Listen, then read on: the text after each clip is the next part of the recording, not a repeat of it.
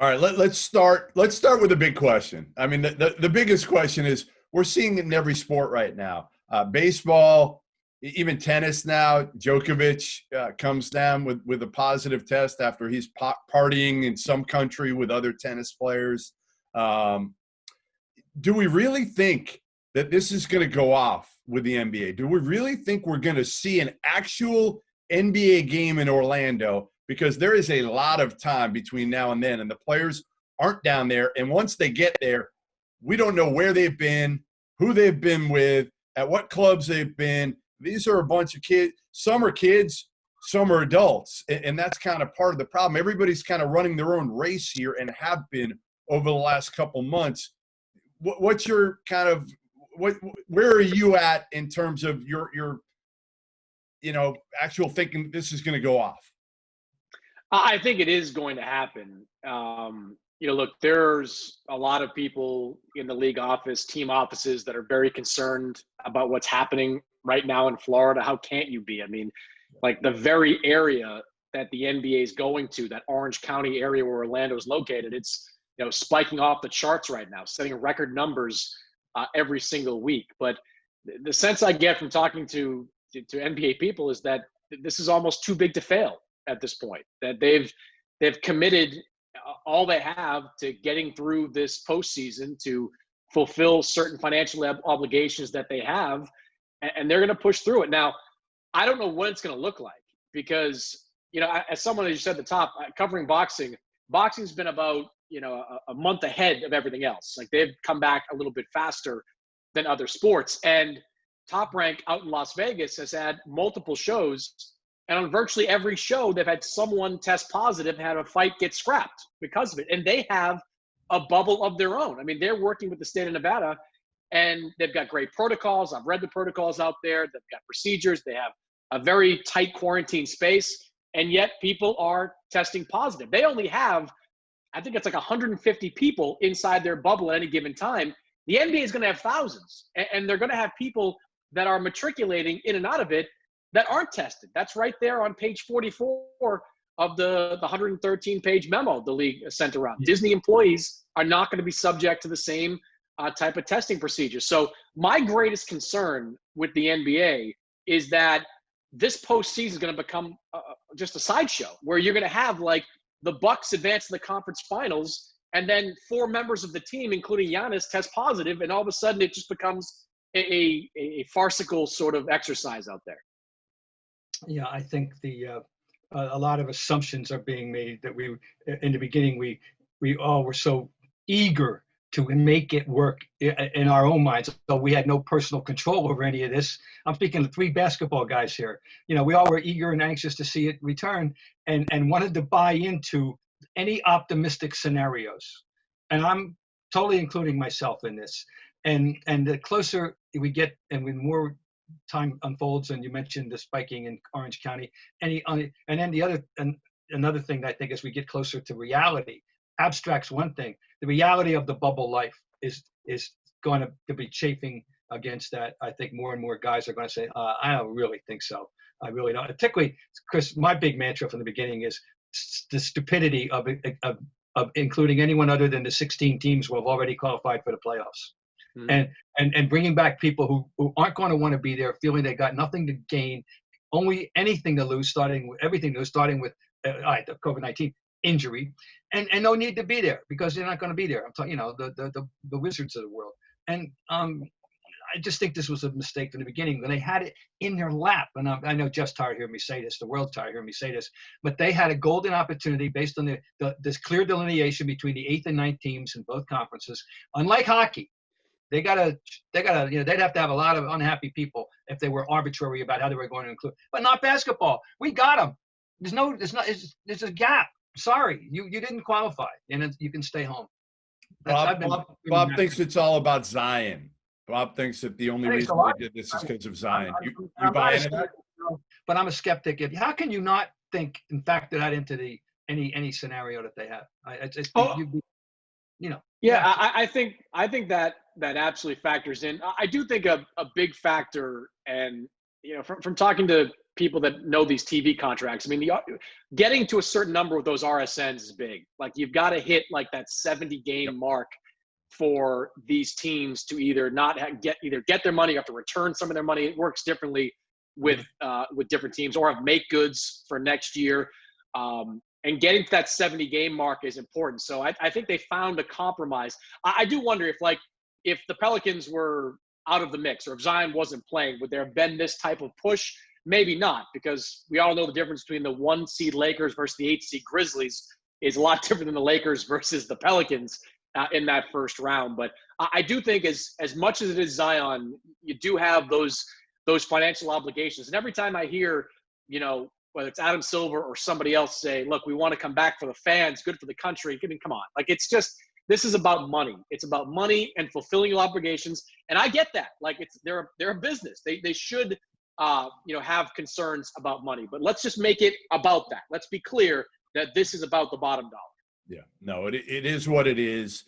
The other thing we're starting to see now in the last 24 hours, 48 hours, is some of the players' names coming out.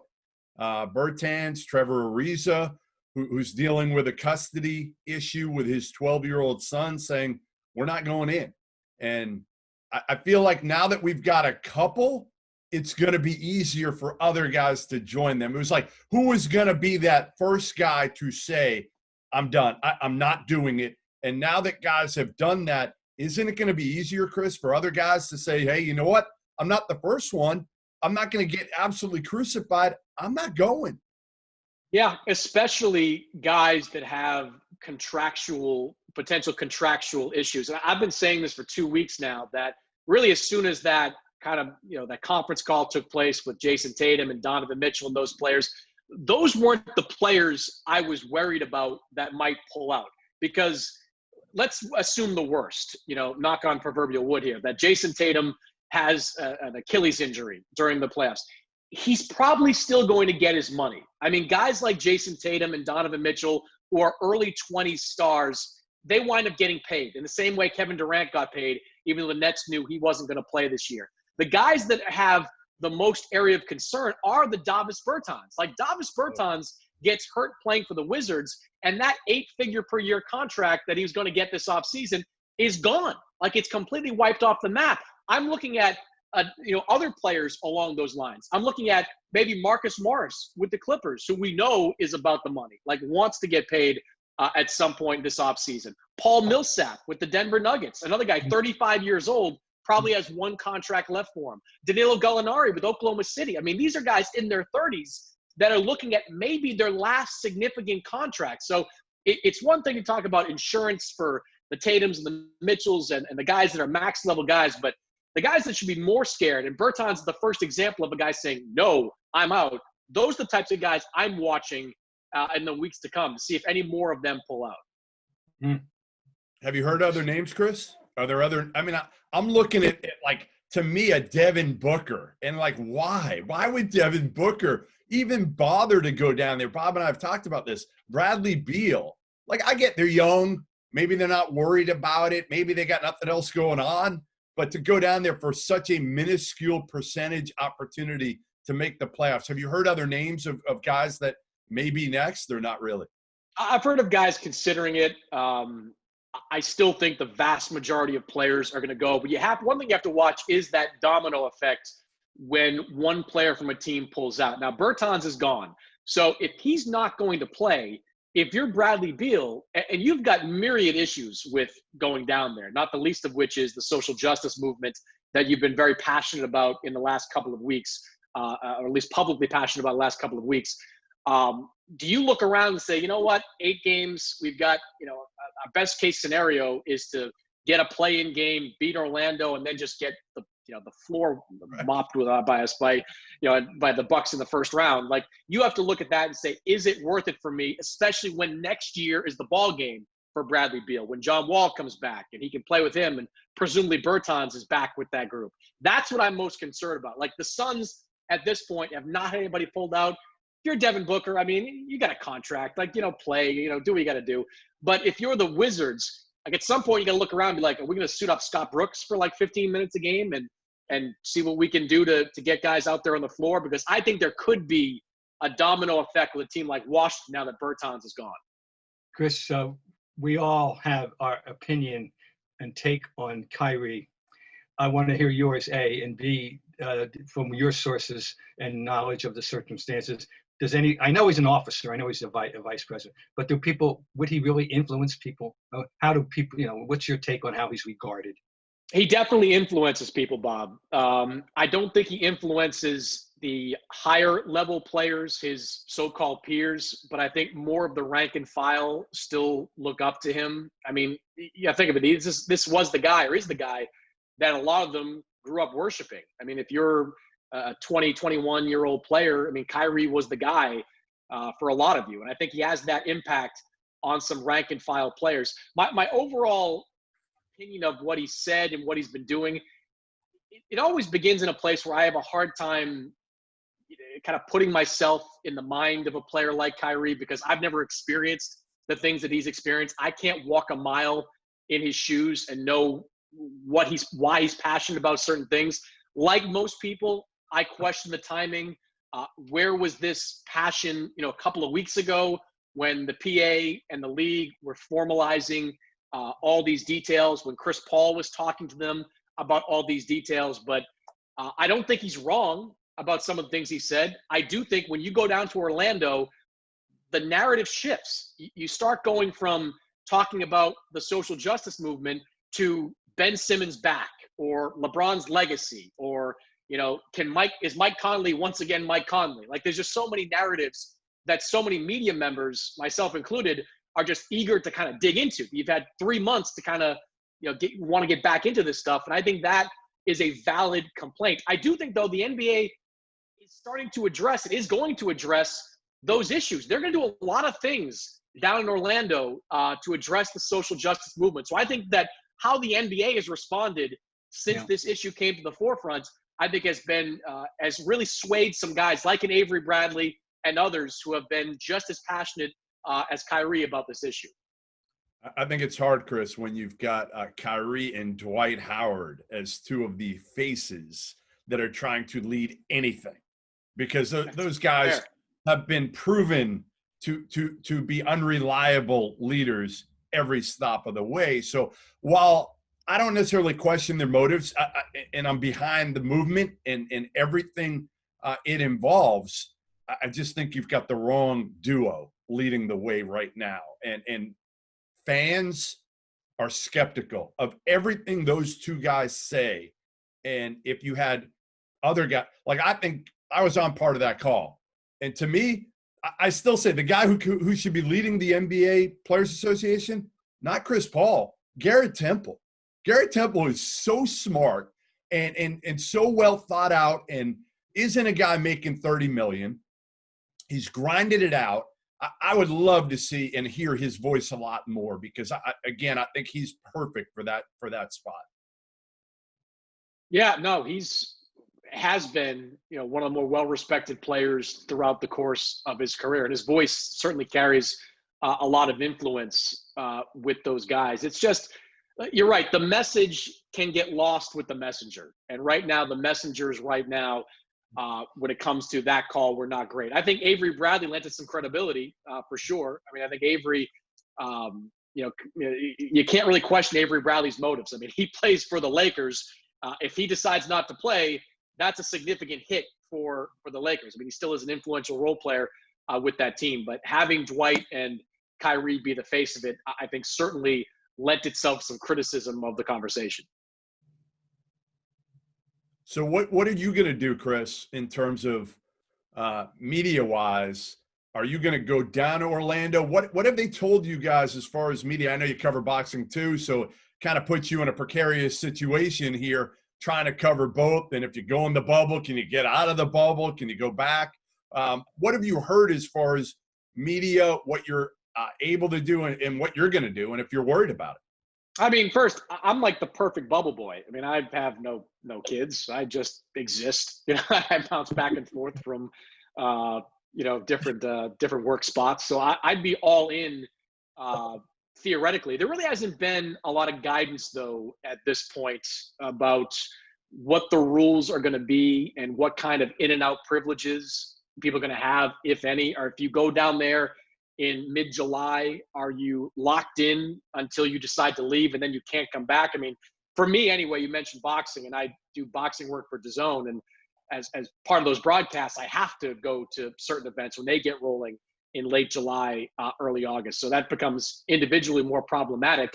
There's also a cost associated with going down there that's, probably going to be pretty significant, tens of thousands of dollars just to be in the bubble and be part of all that. But I'd be for it. I don't have too many health concerns, and that speaks just for me individually. I don't have, many real health concerns, so I'm not overly worried about that. But there definitely are people that media members that have health concerns, media members that have cost concerns. So I'm going to be very curious to see how many media members actually are willing to quarantine themselves from, let's say, July 15th until maybe October 12th. How many people in Orlando, by the way, which is not a great place to be in the summertime, like how many people are willing to stick themselves into the middle of that for 3.5 months? Yeah.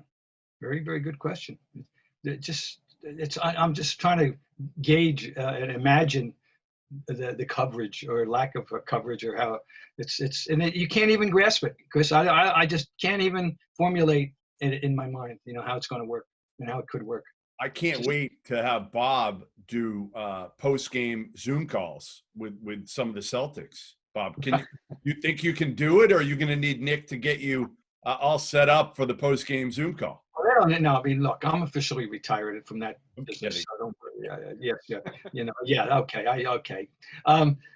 I would say in another 2 or 3 months, I'll get the hang of this.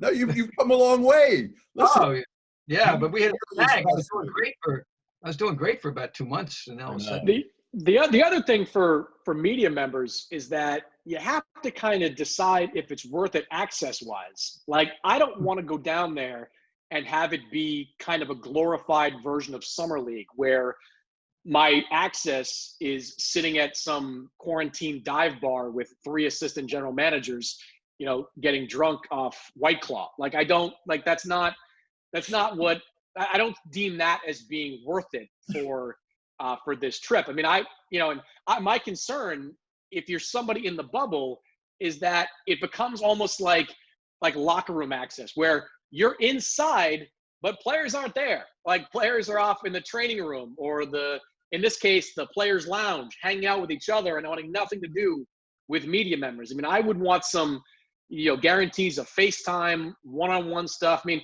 as you guys know, there's only so many times you can write here's what it's like in the bubble story. Like that, at some point that goes away. But I think I need to know exactly if it's going to be worth it to go down there if I'm going to commit to that type of thing. Absolutely. Yeah, I'm with you. I mean, listen, I wasn't going to go anyway, but for somebody like me and you, Chris, like, I do most of my work in the locker room, pre-game, post-game, getting guys one-on-one, getting stuff off the record. You're not going to get any of that now. So there's no way in hell I would go down there, because I think the access is going to be limited to like post-game Zoom interviews, a lot of it. That'll be maybe pre-game, off day, whatever. They'll rotate guys in, and you can get, we can do that from here. I think the big key for me, and you guys know this, like, I mean, the shoot around has always been my haven for getting real stuff. Like, finding guys and sitting down with them 15 minutes. Like, if you get real shoot around access, that would be a game changer for me. Like, I would go just for shoot around access. If they tell you that it's all limited to Zoom stuff, then I don't think you'll get shoot around access. I'd be shocked, wouldn't you? Yeah, I would be stunned. And then it's not, I mean, to me, it's just not worth it. Like, I don't need to be one of the guys at a press conference, like, asking the question on NBA TV. Like, that doesn't really, I don't get a charge out of that. I need to, if everybody else is going to get the same answer that I'm getting, beam to them via Zoom or on NBA TV. That just doesn't, it doesn't make it worth it for me. And it certainly doesn't make it worth it for SI. Like, they're not gaining anything from it to have me down there just be the one asking the questions everybody else is getting the answers to. All right, can I change gears a little bit? I'm going to read you some names, and you tell me if any of them have a shot in hell at getting the Knicks job.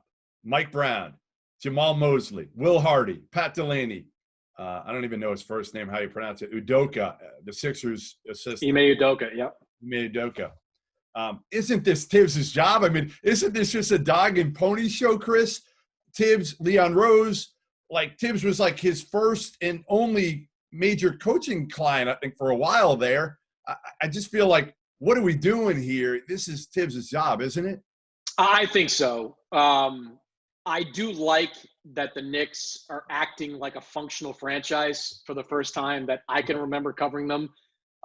They're casting a wide net, and they're interviewing all the right people. I mean, a lot of the names you mentioned are some of the brightest basketball minds in the NBA that nobody's heard of. I mean, Bob probably remembers Pat Delaney from his days at the Celtics video room. Like, he was an intern with the Celtics. And you guys, I mean, he's worked his way up from the Miami Heat bench or the video room to the Sioux Falls Skyforce. Now he's working with Steve Clifford in Orlando. He's going to get a job at some point, and it's good that the Knicks are, tapping into that to see if, one of these guys really moves the needle and shakes them off their position. But their position, to me, it's always been Tom Thibodeau. I mean, the relationship with Leon Rose is the strongest link to all this. I mean, Leon really has been his agent all the way throughout. I mean, he has represented him in contract negotiations, and Tibbs certainly has come off his desire to be, an El Fief of basketball operations. Like, he wants to be just a coach at this point. And look, as a coach, I think Tom Thibodeau is still excellent. I think he's a very good basketball mind. As an executive, outside of Larry Brown, I can't think of anyone less qualified to be a basketball executive. Like, he just does not have the temperament to be a basketball executive. If you just put him in a coaching role on a team that he's wanted to coach forever, I think you could see it could be a really successful pairing. So the Knicks are doing the right thing, but if this ends with somebody other than Tom Thibodeau, I'd be very surprised. It seems like it's been going on for a long time, doesn't it? Yeah, I mean, there really isn't who are they competing with at this point, though? Yeah, like the Bulls we kind of think are going to let go of Jim Boylan at some point. I kind of made that an assumption that is something that it would happen, but with Boylan, it just seemed like he's flamed out, to be polite. and they'll go, and obviously the Bulls are not hiring Tom Thibodeau, so that he's not getting chased by that team. The Bulls might go younger, though. I think Stephen Silas down in Dallas has a good chance at that job if it comes open. They might try to find a young coach. If that happens, then you will hear it here first. He would become. Now listen to me. He would become, what I'm saying, the first NBA coach with whom I played Nerf ball on my knees in his father's house. If Stephen Silas becomes coach of any NBA team, we'll put that in his resume, Bob. Yes, I played Nerf ball with on my knees with. You beat him? Stephen Silas and Shea Silas many years ago in Seattle. Did you beat him, Bob? I let him win. Oh, come on. Why? How do you let him win, Bob? Listen, he was a kid, but you got to toughen him up. That's the kind of guy I am. You're a better man than I. I don't know how to remember, but it's a true story. I really did. I think about this every time that Stephen Silas comes into the public view. I like guys like him, though, because even though he got his first chance on his dad's staff, it was back in Cleveland, right, in 03 or 02, one of those years.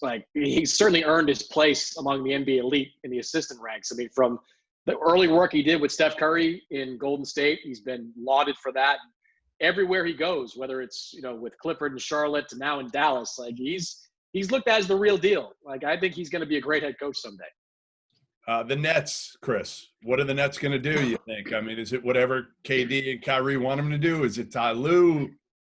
What's going to happen there, you think? Before the pandemic hit, there was some hope that a run by Jacques Vaughn at the end could earn him the job.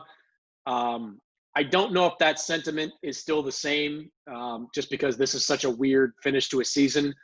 I do think that Ty Lue is one of the favorites there, but I think Ty might have some options at the end of this year. I think Philadelphia could be one if they part ways with Brett Brown, and certainly Brooklyn. But look, there's no doubt that Kevin Durant and Kyrie Irving carry a big bat in that organization. I mean, maybe not necessarily with Sean Marks, but I think Joseph Tsai has shown himself to be very open to the opinions of players on this. And if that is the case and they lobby hard for a Ty Lue, I think he'll get very strong consideration. And look, as he should. He's a very good coach. And and I think would do an excellent job with that group. But there's no question KD and Kyrie will have influence. I mean, the KD stuff, all you need to know about that is like nobody expected Kevin Durant to come back all year long. Like it was never a real thing, but they wouldn't rule it out because they didn't want to speak for Kevin Durant. Like they were always a little bit leery about, putting words in his mouth. So if you're kind of showing that sort of deference, let's call it, to a player, I think that sort of indicates that he's got a pretty strong power in that organization. Can I add a name if the Sixers make a move on Brett Brown? I think you know where I'll go with this one, being a college guy. How do they not look at Jay Wright? I think it's the one job he would take in the NBA, and, man, I think he would be the ideal college to NBA guy. I mean, kind of like Brad Stevens, a little more fire, a little more experience, but just knows how to handle people and egos so well. Well, you would know Jay Wright's thinking on the NBA better than I do, but I think there's been a number of teams that have tried to pry Jay Wright loose, that's for sure. And he's always kind of passed on it. But he does check all the boxes. He's not, a Calipari Patino type in terms of personality. He's worked with NBA players in USA Basketball before, so he's got that connection. Every NBA player I've talked to, from Kyle Lowry on down, about Jay Wright has had nothing but incredible things to say. I think he might just be waiting for that massive offer, whether it's like $10 million per year to coach. And maybe Philadelphia is the team that gives it to him because, that's a home run choice for them. I mean, it wins the press conference, and it's the right call to make if you're talking about a head coach. I will say this, though. I'm bullish on the Sixers' chances to make a run in this postseason. I think the Sixers are just built to play the crappy brand of basketball that we're headed for right now. I mean, this is not going to be a postseason where you have great three-point shooting numbers. You're just not going to have it. Like, I don't believe that players that have been sitting on their backsides for the better part of 3 months are going to step back into gyms and turn into sharpshooters. I don't believe it. So a team that doesn't rely on the three-point shot, I think will have an advantage there. A team that is great defensively, that can win grinded-out types of games, will have an advantage there. And Ben Simmons, who in mid-March was done for the year, is suddenly going to be back and able to give you probably 30-plus minutes at some point in the playoffs. So, look, they've got a ton of issues there, not the least of which they don't really like each other, I don't think, all that much. But that is a team that, at least on paper, looks like it could win some of these kind of 90 to 85, games that we all remember from the 80s and 90s. They've been my most intriguing team of all. I agree with you. And you were being more specific about a reason that I hadn't even considered about why. I was just thinking more in terms of having Simmons back healthy. But what I'm thinking as you're speaking, what you are saying here, in effect, is if this is the case about three-point shooting role being diminished, the game will have come to Ben Simmons, not vice versa. Yes. How about that, ladies and gentlemen? But really, the game will have come to him. And then maybe we can see more inside post play from a man who has the moves. Embiid is a classic modern inside-outside guy who's, everybody's always encouraging these guys to be the outside guy, but he's still, if we're going to have that kind of game, we can turn back the clock to the 86 Celtics, and he can handle that job. I had this conversation. Clock here. The clock is not going to be turned back. Mannix is wrong about one thing. Yes, the numbers are going to go down in terms of the percentages, but they're not going to go down in terms of attempts per game. Guys are still going to be jacking even if they're shooting 25% from three. I think the big question, though, guys, the big question is Embiid and what does he look like when he comes back? I had this conversation with Brett Brown last week, and Embiid did an interview with NBA.com where he said, I've been working out 6 days a week, and it made it sound like he's in this great shape. And I asked Brett, I'm like, so Embiid says he's working out 6 days a week. Are you excited about what kind of shape he's in? He's like, well, I believe he's probably been working out 6 days a week. I don't know quite what he's doing in those workouts at this point. So I think there's some gray area between, the hard workouts Embiid says he's doing and what he actually might look like. But look, if you have a dominant post player who can shoot, 55, 60%, in the paint, you're going to have some advantages while teams are tossing up bricks, from the outside. I'm worried about a team like Houston. I'm worried about a team like Milwaukee. Milwaukee's built around Giannis, but it's a 5-out team. They're just shooting threes all day long. So I'm worried about these teams that are so overly reliant. Boston's the same way. that are so reliant on the 3-point shot that other teams might be able to sneak up on them and win some ugly games. No, I won't be rooting for the Rockets. I can't. I just can't. I love D'Antoni in his earlier incarnations, but I rooted for him like crazy with Phoenix. The 7 seconds to shoot gang, that was one thing. But the way the Rockets play now, I just can't enjoy it. Can't. Sorry. Isn't it just though? Like, isn't it, Bob? But it's Mike adapting to his roster, right? Like, I mean, Mike doesn't want to play isolation. Like, we all covered him in New York. Like when Melo literally drove him to quit. Like, that's not like an exaggeration. Like, drove him into resigning. And now he's got a team with James Harden where he's like, screw it. I could have James move the ball around the perimeter, but we're not going to win a lot of games. I'm just going to harness the individual talent of the one player I have. No, I understand. He's doing what he's got to do. But it's in that regard, yeah, it's a good point. But I just, I don't know. I just the Harden's one of the most interesting. We're veering off here, but why not? Harden is just one of the most interesting, polarizing players of all time. He really is. And how he's going to be regarded when it's all over, it's going to be very interesting. Because it's going to be hard. There's going to be astonishing numbers and awards and everything put up. But the number one question I think that you come back to: did you really want to play with them?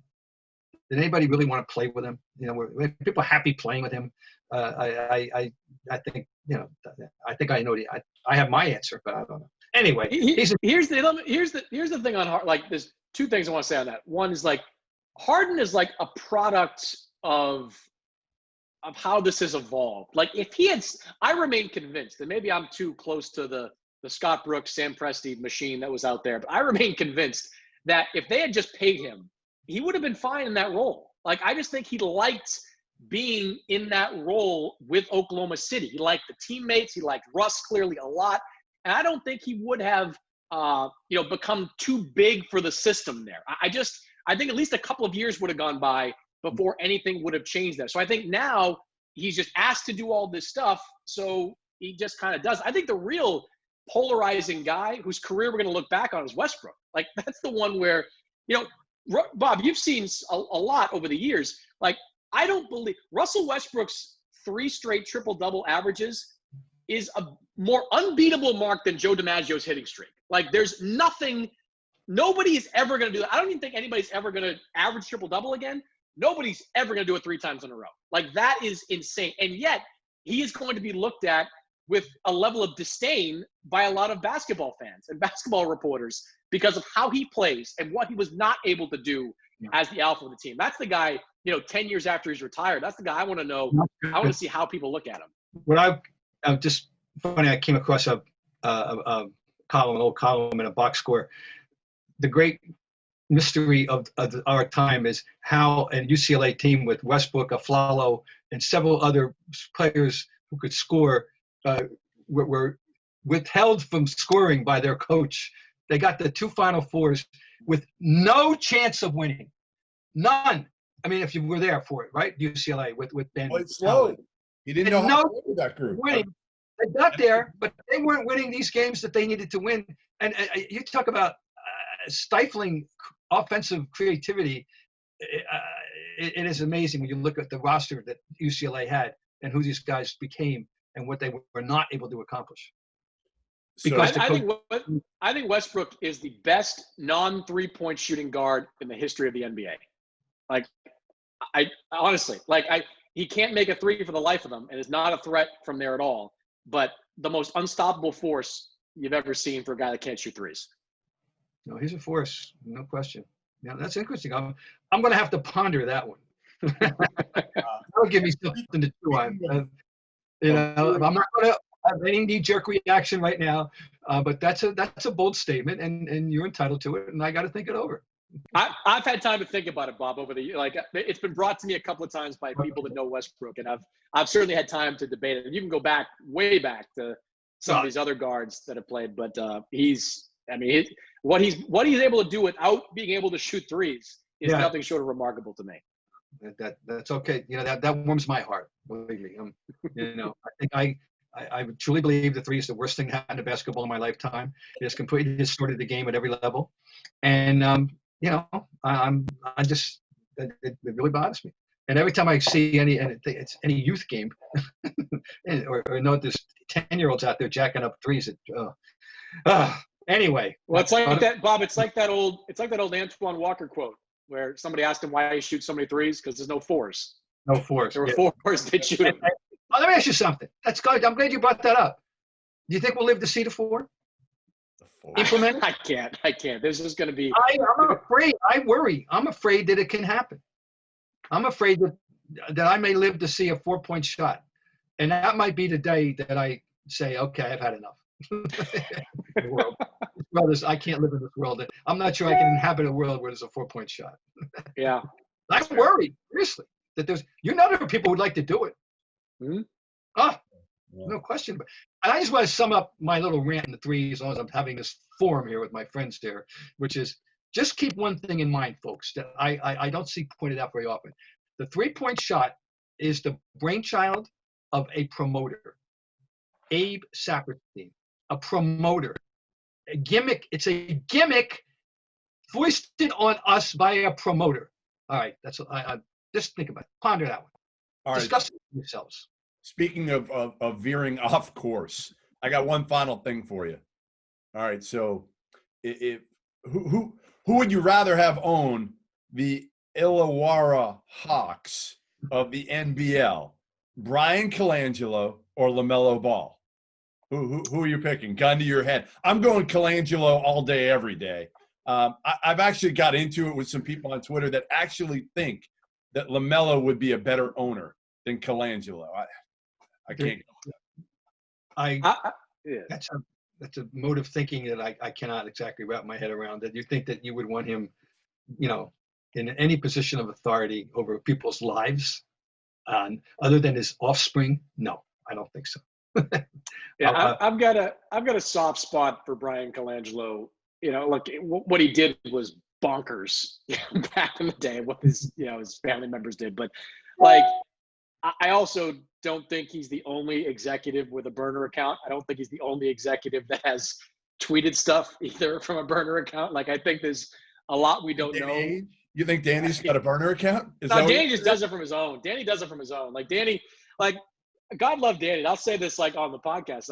Bob, I don't know how he would never probably say this to you sometimes, but there have been some conversations with Danny where I've just argued something back and forth with him, and he'll end be like, "Well, you just don't know what you're talking about." He'll just say that, you just don't know what you're talking about, and that'll be the punctuation on the conversation. Yeah, because I'm right, the kind of thing. I can relate to that mode of argument, argumentation. But Brian Colangelo, to answer your question, Jeff, Brian Colangelo at least has bona fides as someone that can run an organization, whereas Lamello, if things go south, as soon as Lamello gets to the NBA, and we know he's going to want to play for the Knicks, that's going to happen. As soon as he gets to the NBA, I think he's going to forget about the NBL team that he owns, and that might drift into bankruptcy or something along the way, like the Big Baller Brad. I'll tell you what, and I've said this before, I hope for LaMelo's sake. Now, I could say this about LaMelo, Anthony Edwards, and James Wiseman, but more for LaMelo than the other two. I hope to hell he gets drafted by Golden State, because he's got a chance to succeed in Golden State. If he goes to New York, if he goes to one of the Cleveland, man, I just don't know if he's going to be able to.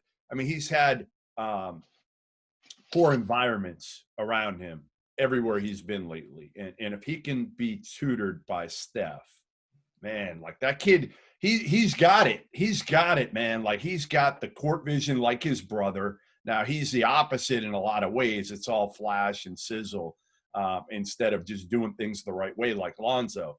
But this kid has size. He's got the feel for the game. He doesn't shoot it well, but if you put him with Steph and he buys in to what Steph is selling and what Steve Kerr is selling and Bob Myers are selling, this kid could be a star down the road. Hey, go ahead, Bob. No, I just want to say I have to interject here because I had it in my head when we were talking about LeVar, not LaMelo. So my comments about the ball person in question were mistaken, but did they change? Does it change your opinion at all? I mean, I've given the kids the benefit of the doubt. I from day one that the burden of being there, who they are with them, and I've given them a benefit of the doubt. So I'm not anti either or any of the three brothers. I'm only anti LeVar. Okay. I don't see what the upside though for Golden State drafting him is. I like putting Steph in like a tutorial role at this point. I mean, you got a 3-year window if you're Golden State to win more championships. I mean, you have to get. That's why the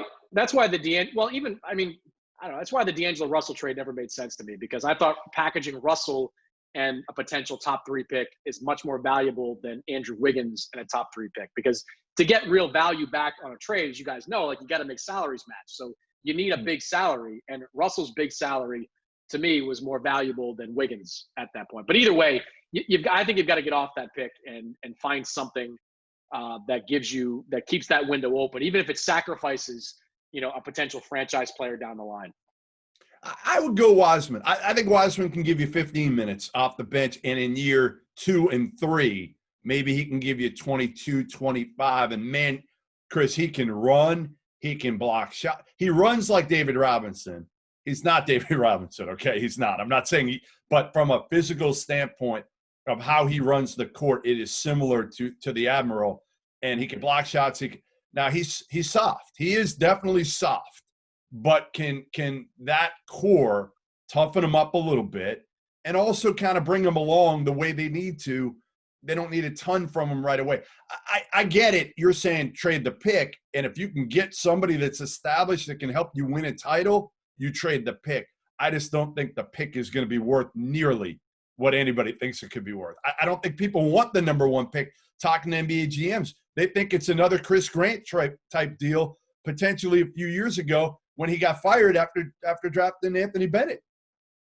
Yeah, drafting Anthony Bennett when I'm still not convinced anybody would have taken Anthony Bennett in the lottery at that point. Right. That was a reach and a half up there. But look, I mean, who knows who's going to be available at this point? This offseason is going to be chaos, like one way or the other, with all the financial changes, the cap structure. No, we don't need to get into all that right now. But I mean, you could see teams say like, look, I've got to get this salary off my books. I'll make a deal that gets me a younger player back in return. There's also, again, not to get too deep in the weeds, but I think the amnesty clause is going to come back, this year. I think you're going to see players like whether it's a Blake Griffin or others that are amnestied because the NBA is trying to fix the finances by giving teams that right to waive a guy off their books. That'll be interesting. All right, we got to run. Listen. Thank you to how you deem yourself the perfect bubble boy, Chris Mannix. Yeah. And, appreciate you coming on.